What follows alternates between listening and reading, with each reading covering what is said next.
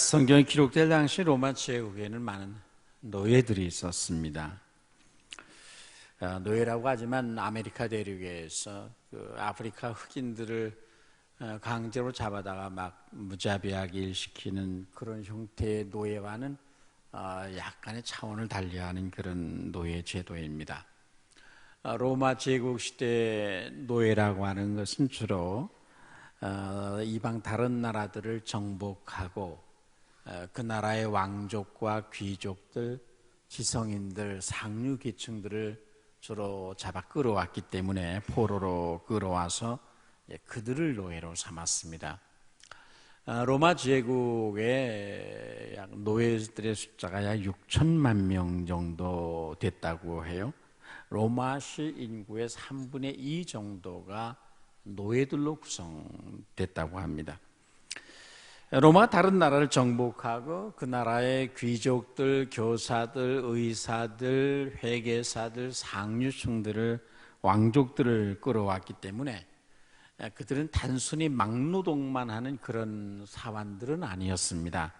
가정부, 교사, 의사, 여러 가지 상당히 중요한 역할을 하는 그런 노예들이었습니다. 그러니까 이들은 각 나라, 민족의 그 왕족들, 귀족들, 상류층들, 지성인들을 끌어왔기 때문에 이 노예로 잡혀온 그들이 오히려 주인보다 더 학식이 높고 인품이 더 훌륭한 그런 노예들도 로마 시대에는 많았습니다. 그렇지만 그럼에도 불구하고 그들에게 어떤 인권이 보장됐던 것은 아니고 하나의 소유물에 불과했습니다. 그런데 그들 중에 상당수가 예수를 믿어 이제 교회 안으로 들어오게 되었습니다. 성도들 가운데는 이제 노예를 부리는 주인들, 상전들도 있었지만 더 많은 사람들이 이제 노예 종들, 종의 신분을 가진 사람들이 훨씬 더 많은 비율을 차지하고 있었습니다. 이제 이들이 하나님의 자녀가 되었을 때에 그들이 이전에 그 주인과의 관계를 어떻게 가져가야 하느냐, 이것은 매우 중요한 문제였습니다. 그래서 사도들의 서신서를 보면 거의 이 상전과 종들, 자유자와 노예들의 관계를 서신에서 주로 다루고 있습니다. 성경에서 종들이나 사관들 또 노예들에게 어떤 명령을 권면할 때에 그것은 노예 제도가 옳으냐 그르냐 이 문제를 성경이 지금 논하고 있는 것이 아니라 종들이나 사관들이 그리스도인이 되었을 때에 또는 그 주인이 그리스도인이 되었을 때에 자기의 종들을 어떻게 대해야 되는가, 그들의 주종관계를 어떻게 가지고 가야 하는가, 여기에 대한 교훈을 신약이 하고 있는 것입니다. 바울 사도는 노예 제도에 대한 제도적 개혁을 주장했다기보다는 하나님께서 그 노예 제도를 개선해 주실 때까지 그 노예 제도 아래에 있는 그리스도인들의 관계의 변화를 매우 중요하게 여겼습니다. 바울 사도는 고린도전서 7장 20절 이하에서 이렇게 말씀을 했어요. 각 사람이 부르심을 받은 그 부르심 그대로 지내라. 내가 종으로 있을 때 부르심을 받았느냐? 염려하지 말라. 그러나 자유할 수 있거든 차라리 자유하라. 바울 사도는 노예로 있는 자가 예수를 믿어 자유인이 될 수 있다면 자유인이 되라고 했습니다. 그러나 종이라는 위치에 머무를 수밖에 없다면 그 위치에서 최선을 다해서 상전을 받들고 그 상전을 예수님처럼 받들고 그 주인이 시키는 일을 하나님의 일처럼 그런 자세를 가지고 일하라. 이것이 신약 성경이 노예들에게, 종들, 사관들에게 권하는 말씀이었습니다. 기독교는 사회적 신분이나 제도를 바꾸려는 혁명적 집단은 아니었습니다. 교회는 사랑의 섬김을 통해서 사랑의 빛을 나르는 그런 공동체였거든요. 예수님 가난한 자들에 대해서 말씀을 많이 하셨지만은 가난한 자들 때문에 그들을 위해 데모를 하거나 혁명을 일으키고 폭력을 사용해서 사회 체제를 둘러엎거나 정부를 뒤집어 엎는 그런 일을 전혀 주님은 사주하지 않았습니다. 우리가 가난한 자들을 도와야 하지만 군중을 이용해서 그들을 행동화시켜 투쟁적인 역사로 이끌라고 성경은 단 한 곳에서도 가르치지 않습니다. 우리 할 수 있는 유일한 방법은 사랑과 섬김과 용서와 인내와 관용을 통해서 피차 복종하는 것입니다. 오늘날 많은 사람이 십자가의 능력과 하나님과 성령의 능력을 믿기보다는 인간의 이성과 분노와 집단적 폭력의 힘을 하나님보다 더 믿고 신뢰하는 그런 시대 정신 속에 우리가 살고 있습니다. 과격한 노조운동, 분노와 증오를 깔고 있는 여러 인권운동, 폭력적 학생운동이 교회 사역이 될 수는 없습니다. 교회는 이런 현실의 아픔과 고통에 대해서 끊임없이 기도하고 섬겨야 하지만 폭력으로 해결하려고 시도할 수는 없습니다. 그렇다면 오늘 성경이 가르치는 직장과 사업장에서의 인간관계의 원리는 뭐냐는 것입니다. 무엇이 우리의 직장과 사업장을 하나님의 임재가 나타나고 하나님의 뜻이 펼쳐지는 거룩한 장소로 만들어갈 수 있느냐는 것입니다. 영어에서 직업을 흔히 job이라고 말을 사용하지만 좀 더 공식적으로는 하나의 vocation이라고 표현을 합니다. 이 말은 하나님께서 우리를 부르신 곳이라는 의미를 지니는 거죠. 그래서 천직이라는 말을 씁니다. 직장, 직업이란 하나님께서 우리에게 맡겨주신 천직입니다. 우리의 직업이나 직장은 그냥 정해지는 것이 아니잖아요. 하나님이 주신 은사와 재능과 적성에 의해서 나의 직장과 직업이 결정이 되거든요. 그래서 하나님은 우리들에게 여러 가지 재능과 은사와 적성을 주셔서 직업을 갖게 하시고 그 적성에 맞는 직장으로 일터로 우리를 이끌어 주신단 말이죠.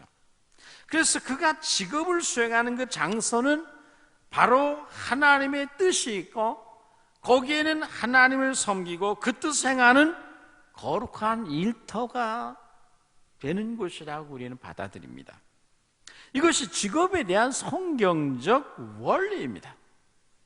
그런데 우리나라는 아직 기업 윤리나 성경적인 직업 윤리가 정착되지 않아서 직장에서 상관과 직원 사이 여러 가지 갈등과 대립, 반목, 때로는 증오까지 발생합니다.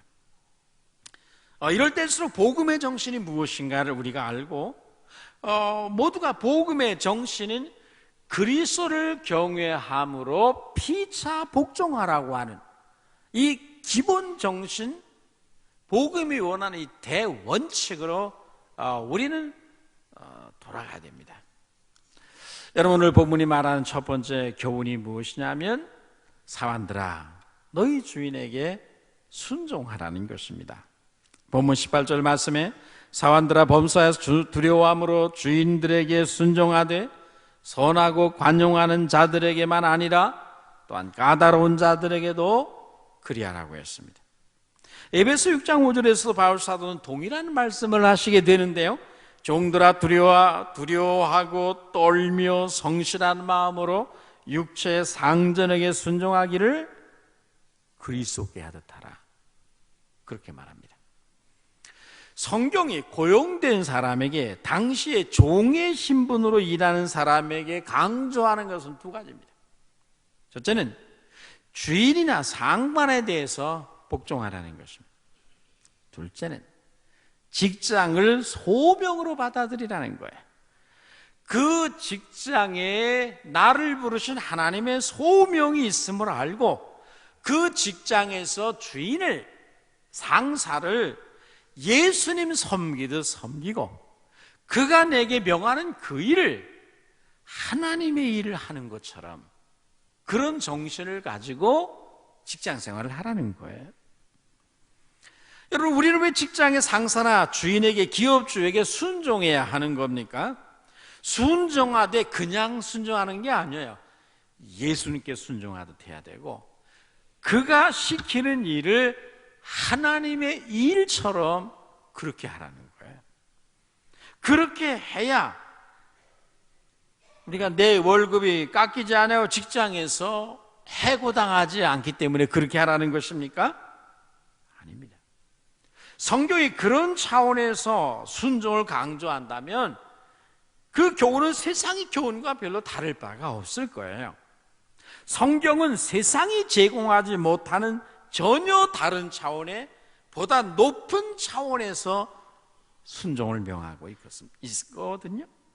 모든 권세는, 그것이 가정에서의 부모의 권위든, 사회에서, 학교에서 스승의 권위든, 직장에서 상사의 권위든, 교회에서 영적 권위든, 그 권위의 원천은 하나님이다. 하나님으로부터 그 권위가 나는 것이지 사람들이 합의에 의해서 권위가 만들어지는 것은 아니거든요. 그래서 하나님으로부터 그 권위가 난다는 대원칙 아래서 그 모든 영역에서의 권위에 순종하여 질서를 유지하고, 상전은 자신의 종을 노예가 아닌 형제처럼 대함으로, 그리고 직원은 자기 주인을 예수님 섬기듯이 그렇게 함으로 우리 인간관계를 사랑과 섬김의 관계로 변화시켜 가라는 것이 성경의 가르침입니다. 바울은 에베소 6장 6절에서 이렇게 말했으면, 눈 가림만 하여 사람을 기쁘게 하는 자처럼 하지 말고 그리스도의 종들처럼 마음으로 하나님의 뜻을 행하라고 했습니다. 여기 중요한 두 가지 단어가 나옵니다. 그리스도의 종들처럼이라는 단어와 하나님의 뜻을 행하고라는 단어입니다. 이것이 일터에서, 직장에서 우리의 삶의 태도를 결정하는 중요한 성경적 관점입니다. 우리는 직장에서 무엇을 하든지 주님을 섬기듯 해야 되고, 직장에서 내게 주어지는 그 일을 그냥 내가 돈벌이를 위한 일이 아니라 하나님의 일을 하는 그런 자세로 기독교인들이 해야 된단 말이에요. 그래야 기독교인들이 사회에서 소금이 되고 빛이 되고 그 인생이 아름답게 된다는 거죠. 우리 그리스도인들이 일터에서, 직장에서 일할 때 단순히 돈만 벌기 위해서 일하는 것이 아닙니다. 돈도 물론 벌어야 되겠지만 그 직장과 일터에서 하나님의 뜻을 수행하는 것입니다. 하나님의 종으로서 거기서 하나님의 뜻을 행하는 장소로 나의 직장을 받아들이는 거예요. 나는 나의 직장에서 하나님의 뜻을 행한다, 이 자세죠. 그러면 우리의 일하는 태도가 달라지겠죠. 내가 이 직장에 그냥 와 있는 것이 아니라는 말입니다. 하나님이 나를 이 직장에 나를 보내셨습니다. 따라서 나를 이 직장에 보내신 하나님의 뜻을 이루기 위한 그리스도의 종으로서 나는 여기에 존재한다. 나는 여기서 나를 이곳에 보내신 주님의 뜻을 행한다. 이런 관점과 시각을 가지고 우리가 직장 생활을 해야 합니다. 물론 어려운 것입니다. 고통도 있을 것입니다. 손해도 볼 것입니다. 그것을 감수해야만 우리는 이 사회를 예수님의 정신으로 바꿔갈 수 있다는 거죠. 여러분, 성경은 어떤 영역에서든지 위에 있는 권세를 인정하고 순종할 것을 명하고 있습니다. 모든 권위는 그것이 어떤 분야의 권위든지 하나님께로부터 나왔기 때문에 그렇습니다. 하나님께서 그들을 그 위치에 서게 하셨고, 내 상전이 비록 까다롭다 할지라도 하나님이 그 위치에 그를 세우고, 나를 현재 위치에, 그들 안에 나를 하나님이 두셨단 말이에요. 그래서 나의 주인을 섬기는 것은 하나님의 뜻임을 받아들이고 하나님이 주신 질서에 기독교인들은 순응하는 것입니다. 지금 내가 하고 있는 일이 하나님을 섬기는 일이라고 생각하며 기꺼이 단마음을 가지고 하나님의 일을 하듯이 주님을 받들듯이 그렇게 받들어야 됩니다. 여러분이 우리가 주인을 이렇게 존경하는 마음으로, 존중히 여기는 마음으로 순종하는 것은 우리에게 많은 고통과 괴로움과 아픔, 손해도 가져다 줄 수 있습니다. 그러나 그렇게 해야만 내가 일하는 그곳에 주님의 뜻이 나타납니다. 거기서 우리는 사람을 감동시키게 되고 거기서 세상을 변화시키게 됩니다. 여러분, 요셉이 어떻게 주인을 섬겼습니까? 그는 비록 보디발의 가정으로 팔려갔습니다. 사환으로, 종으로 팔려갔습니다. 그가 주인을 섬기는 것이 그는 거기서 하나님의 뜻인 줄을 받아들이고 그 주인을 섬기되 전심으로 하나님을 섬기듯이 그렇게 주인을 섬겼습니다. 그래서 그는 거기서 인정을 받았고 그는 거기서 하나님의 축복의 통로가 됩니다. 그가 억울한 누명을 뒤집어쓰고 감옥에 갔을 때도 그는 그곳에서 간수를 섬기는 것이 하나님의 뜻인 줄 알고 그 간수를 섬기되 마음을 다해 섬깁니다. 그랬더니 그가 섬기는 모든 자리에서 하나님의 뜻이 나타났고 그가 선 곳은 거룩한 장소가 되었습니다. 여러분, 우리가 왜 직장에서 일을 단마음으로 해야 됩니까? 무엇보다 여러분이 하고 있는 그 일을 하나님이 나에게 주신 일로 여기기 때문입니다. 이게 단순히 주인이 아니라 하나님이 내게 주신 일로 기독교인은 받아들이는 거예요. 나의 직업을 우리는 하나님의 소명으로 받아들이기 때문입니다. 하나님이 나에게 재능과 은사와 적성과 기회를 주심으로 이 직업을 얻게 하셨습니다. 그러므로 직업에는 하나님의 부르심이 있습니다. 하나님의 소명이 반드시 있거든요. 목사가 하나님의 종으로 교회라는 터의 부름을 받았듯이 성도의 직업도 부름을 받은 것입니다. 그냥 된 것이 아니에요. 하나님이 그 직업에 합당한 은사와 재능과 적성을 부여하셨기 때문에 그는 그 직업을 갖게 됐습니다. 그래서 직장은 하나님께서 선교의 터전으로 부르신 소명의 장소입니다. 그 부르심의 장소에서 나는 주님을 섬기듯이 주인을 받들어야 되고 하나님의 일을 하듯이 그 일을 해야 됩니다. 힘들겠죠. 그러나 그러면 그곳이 내가 있는 그곳에서 하나님의 영광이 나타납니다. 우리의 직업을 하나님의 소명이라고 생각하고 내가 지금 하나님의 일을 하고 있다고 생각하면 우리는 결코 눈가림만 하는 그런 태도로 기독교인들이 사회생활을 하지는 않을 것입니다. 그런데 우리 너무나 많은 눈가림을 하는 일들이 많지 않습니까? 그래서 우리 사회가 너무나 많은 것들이 침몰되고 붕괴됩니다. 지난날의 세월호뿐만 아니라 옛날에 삼풍 백화점이 붕괴된 것뿐만 아니라 여기저기서 가정이 붕괴되고 사회 질서가 붕괴되고 학교 교실이 붕괴됩니다. 많은 것이 침몰하고 있습니다. 자신이 하는 그 일을 하나님의 일로 받아들이고 지금 하나님의 일을 하고 나는 이 일을 통해서 하나님을 섬기는 기독교의 직업의식이 결여되었기 때문에 우리 사회 많은 곳에서 침몰과 분기가 일어나는 것입니다. 이것은 우리 모두의 문제입니다. 누구도 대한민국 국민으로 이 일에서 이 문제에서 자유로울 수 없다고 생각합니다. 이런 문제들은 누가 누구를 비방하고 욕하고 비난한다고 해결되지 않습니다. 우리 모두가 기독교 정신으로 사랑으로 섬기는 정신이 사회 곳곳에 뿌리 내릴 때만 우리의 이 사회 문제들이 해결될 것입니다. 우리는 왜 상전들을 예수님처럼 그렇게 우리가 받들어야 됩니까? 두 번째로 그 일에 대해서 하나님이 상 주시기 때문입니다. 에베소 6장 8절에서 이는 각 사람이 무슨 선을 행하든지 종이나 자유하는 자나 주에게 그대로 받을 줄을 알미니라. 종들이 채석장에 가서 돌을 깨는 작업을 한다 할지라도 그 일을 하나님으로 알고 여기고 그곳에서 잘 복종할 때 그 상을 누가 주느냐? 하나님이 준다는 거예요. 여러분 중에 그렇게 말씀하실 분이 있을 것입니다. 내가 나를 무시하고 부당하게 대하고 나를 까다롭게 다루는 주인을 예수님 섬기듯이 그렇게 일한다고 월급을 많이 주느냐? 누가 나를 알아주느냐? 주인이 나를 칭찬하느냐? 그렇게 말할 수 있습니다. 그러나 성경은 그런 분들을 향해서 이렇게 말씀하십니다. 당신이 일터에서 수고하는 그 일을 진정으로 봉사하는 분은 하늘에 계신 너의 상전이다. 하나님이 그 일에 대해서, 네 직장에서 너의 태도에 대해서 진정한 상을 주시는 분은 하늘에 있는 너의 하나님, 너의 상전이다. 그가 너를 상 주신다. 이것이 성경이 우리에게 말하는 바입니다. 여러분, 우리가 주님의 복음을 전하고 봉사하고 교회 안에서 일하는 일에 대해서만 상을 주시는 분이 아니라 말이죠.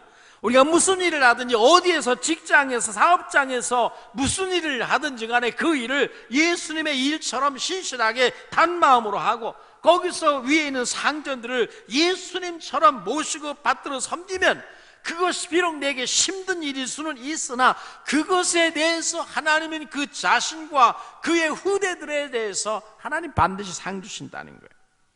그래서 우리의 직업에는 하나님의 부르심과 아울러서 하나님의 상이 있습니다. 여러분은 이것을 인정해야 됩니다. 그러면 일에 대한 여러분의 태도가 바뀌어지고, 여러분이 일하는 그 일터가 단순히 돈벌이 하는 장소가 아니라 하나님의 거룩한 뜻이 이루어지는 거룩한 장소가 될 줄로 믿습니다. 본문이 강조한 두 번째 교훈은, 우리가 선하고 착한 상전뿐만 아니라 까다롭고 부당하고 우리 억울하게 대한 상전에게도 동일한 자세를 취하라는 거예요. 우리에게 선하고 착하고 의롭게 대하는 상전에게 순종하는 것이야 누가 못하겠습니까? 근데 성경은 그렇지 않은 사람에게까지, 우리를 부당하게 대하고 비인격적으로 우리를 대하고 우리에게 매우 까다롭게 대하는 상전에게도 동일한 자세를 가지고 순종해야 된다는 것입니다. 여러분, 세상에서 가장 힘든 일이 무엇입니까? 위에 있는 권위나 권세를 인정하고 순종하는 것이, 이게 제일 어려운 일입니다. 주인의 심부가 고약한 그런 직장이나 사업체에서 기쁘게 성실하게 일한다는 것은 정말 어려운 일인 것 같아요. 그런데 성경은 우리에게 선하고 관용하는 자들에게만 아니라 까다롭고 힘든 상전에게도 순종하되 그리스도께 순종하듯이 그렇게 단마음으로 순종하고 그가 시키는 일을 하나님이 일하는 것처럼 그렇게 하라고 명령하고 있습니다. 여러분, 어떻게 우리가 부당한 대우를 받으며 억울한 일을 당하면서도 여러분 직장에서 참고 일할 수 있습니까? 성경은 그것이 쉬운 일이 아닌 것을 압니다. 그래서 하나님을 생각함으로 슬픔을 참고 있냐라고 합니다. 그러면 그것이 아름답다고 말합니다. 여러분, 까다로운 자들에게 억울한 일을 당하고 모욕을 당할 때 인내로서 참는다는 것이 얼마나 어려운 일이겠습니까? 그래서 성경은 하나님을 생각함으로 참고 우리 주님이 걸어가신 그 길을 본받아 그 발자취를 따라가라고 말하고 있는 거예요. 하나님을 생각하라 무슨 말입니까? 하나님이 나를 왜 이 까다로운 사람 아래 두셨는가를 생각하라는 거예요. 하나님이 나를 이 까다로운 사람 아래 둔 것도 여기에도 뭔가 하나님의 선한 뜻이 있다고 생각하면서 이 슬픔을 참으라는 것입니다. 여기에도 하나님의 무언가 지금은 이해할 수 없지만 나를 다루고 훈련하시고 뭔가 내 인생을 인도하신 하나님의 선한 뜻이 이 관계 속에도 있다는 것을 생각함으로 마치 라반에게 야곱이 순종하듯이 그렇게 순종하며 참으라는 거예요. 나를 이 자리에 두신 하나님의 뜻을 생각하며 참으라는 거죠. 여러분, 바울은 고린도전서 7장에서 말씀하셨습니다.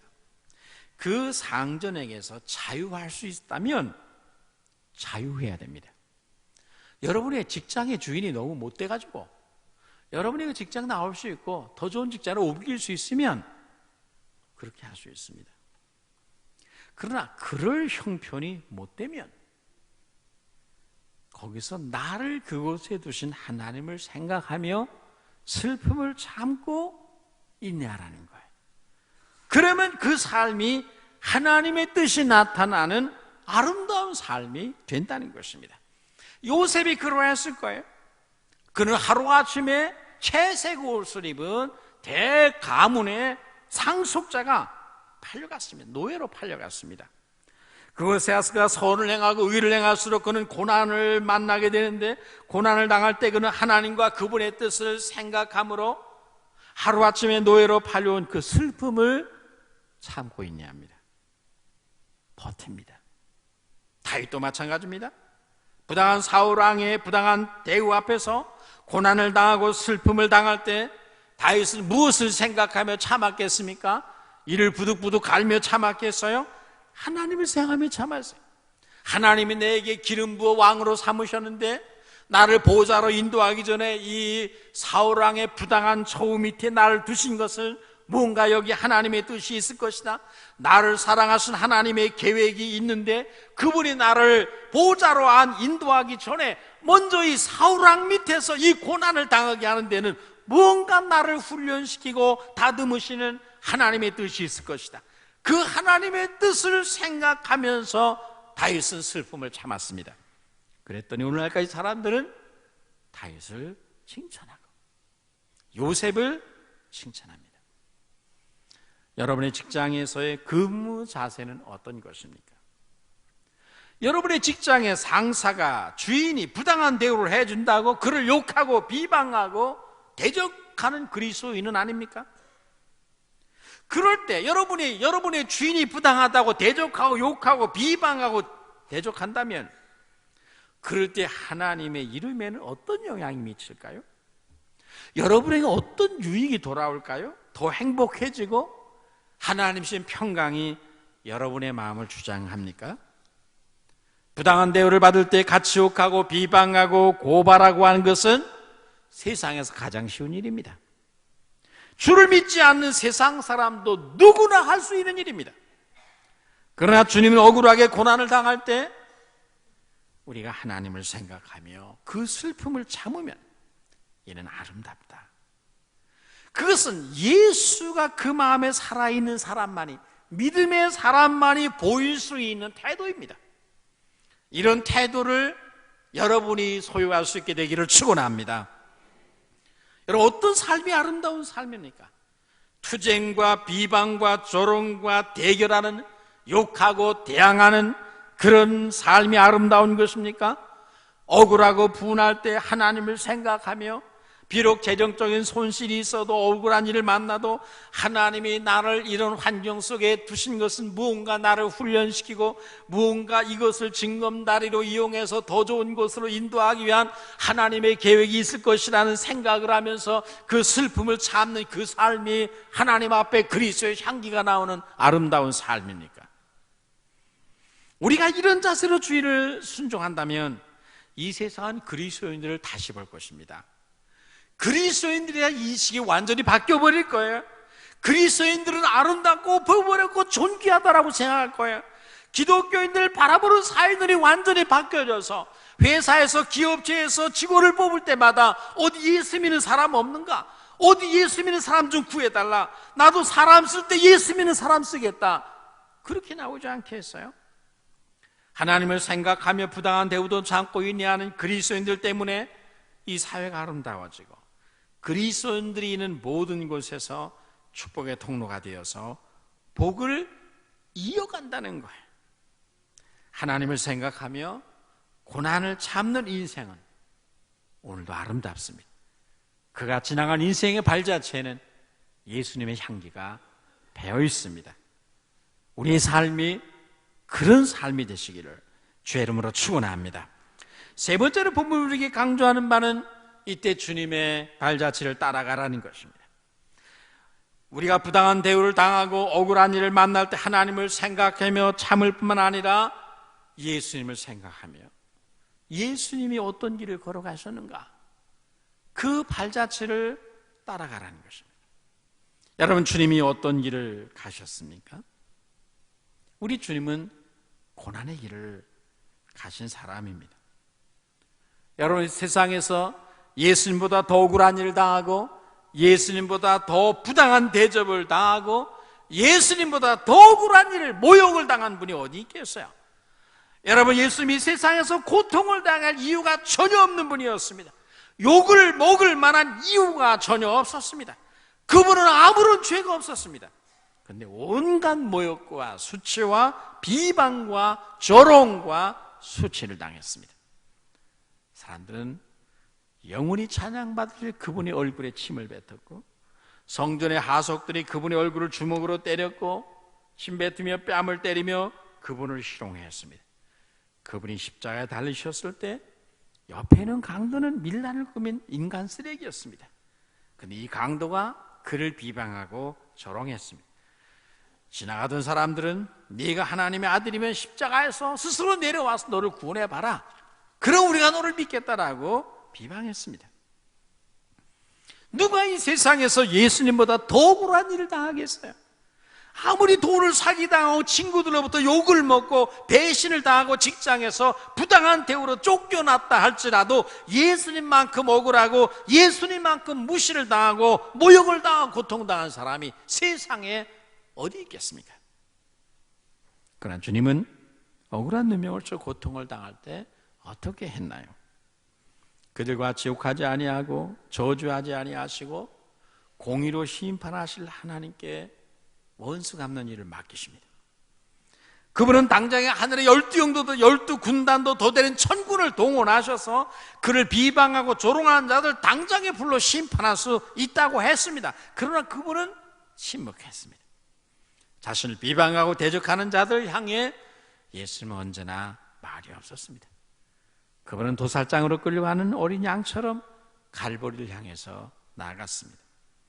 주님이 걸어가신 길은 하나님의 부르심에 온유하게 순종하는 길이었습니다.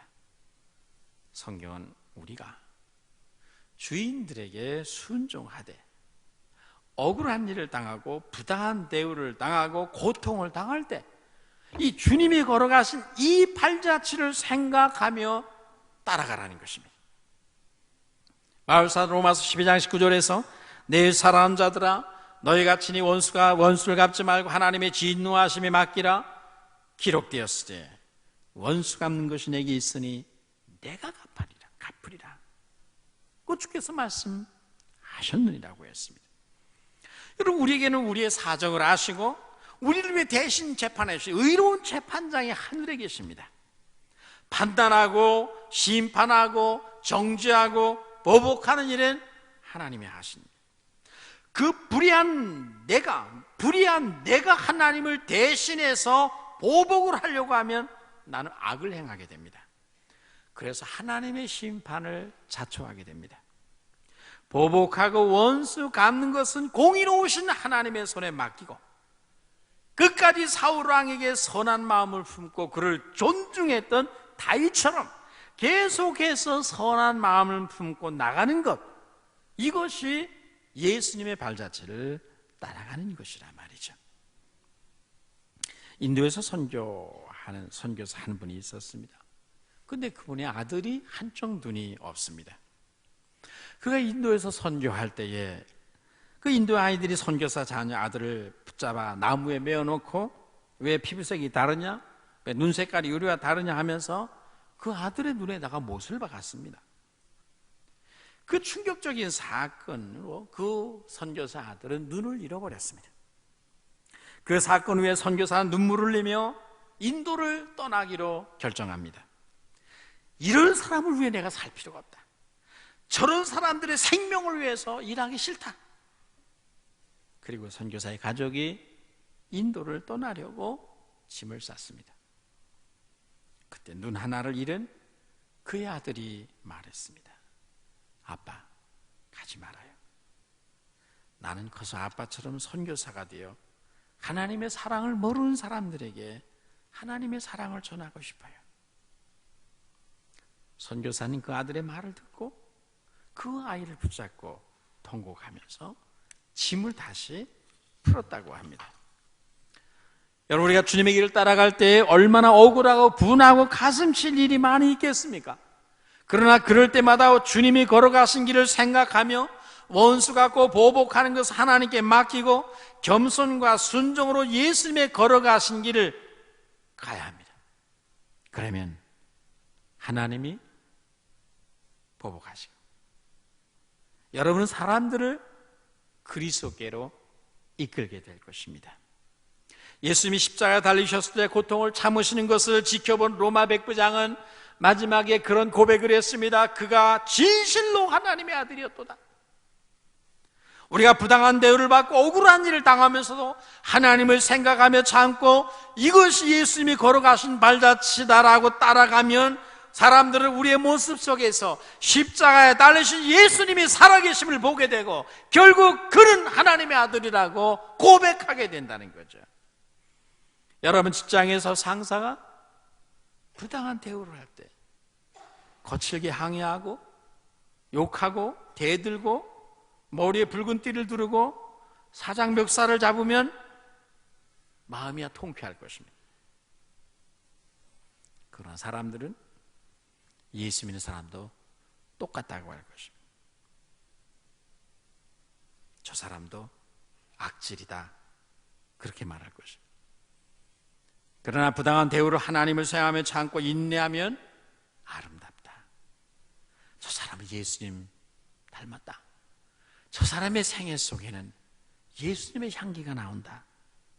그래서 그 향기를 맡고 십자가 앞으로 사람들을 이끌어드리게 될 것입니다. 우리는 주님이 걸어가신 발자취를 따라오도록 부르심을 받은 사람들입니다. 사회나 직장에서 까다롭고 비인격적인 대우를 서슴지 않는 여러분의 직장 상사나 주인이 있다면 거기에 대한 여러분의 태도는 무엇입니까? 그리스도인으로서 여러분의 위에 있는 사람들에 대한 그들이 여러분을 부당하게 대우할 때 그리스도인으로서 여러분의 태도는 어떤 것입니까? 성경적인 것입니까? 아니면 세상적인 정신입니까? 어떤 목사님은 세상을 살리려면 억울하게 고통당하는 하나님의 백성들이 많아져야 한다는 말을 했습니다. 억울한 고난 속에서 하나님을 생각하며 참고 묵묵히 그리스도에 가신 발자취를 따라가는 그 삶이 있어야 가족을 살리고 직장을 살리고 회사를 살리고 민족을 살릴 수 있다는 거죠. 그러나 하나님의 백성들이 전혀 손해를 보지 아니하려고 하고 고통을 당하지 아니하려고 한다면 어떻게 이 세상을 살 수 있겠느냐는 것입니다. 여러분, 말씀을 마치겠습니다. 복음은 주인과 종을, 고용인과 피고용인을 함께 변화시킵니다. 여러분이 직원입니까?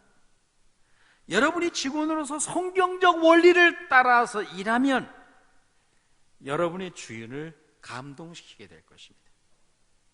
그의 인생을 그리스도께로 이끌고 변화시키게 될 것입니다. 여러분이 고용인이며 주인이며 기업주입니까? 여러분이 고용인으로서 주인으로서 직원을 성경적 원리를 따라 노예가 아니라 사환이 아니라 정형제처럼 대하며 산다면 여러분은 그 직원을 감동시킬 것입니다. 여러분의 직원의 인생을 변화시키게 될 것입니다. 여러분의 직장이 변하고 그 일터가 하나님이 역사하시는 은혜와 기적의 장소가 될 것입니다.